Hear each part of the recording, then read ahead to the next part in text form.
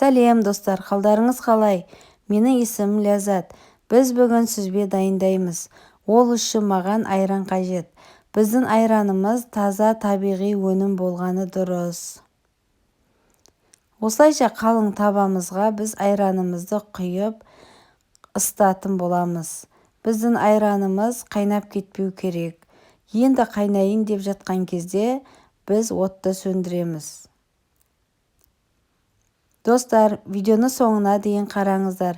Және де менің каналыма тіркеліп, лайк басып, пікір жазуды ұмытпаңыздар.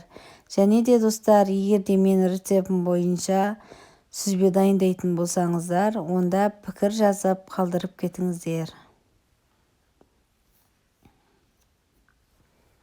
Мінекей біздің айранымыз іріп, сарысуынан бөлініп, сүзбе пайда бола бастады. Осылайша іріп болған айранымызды осылайша сүзіп, сүзбе мен сарысуын бір-бірінен ажыратамыз. Достар, біздің сүзбеміз дайын болды. Осылайша дәмді болып келетін сүзбені үйде дайындаңыздар.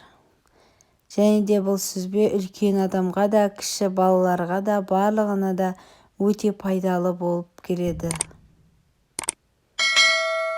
Табиғи өнім.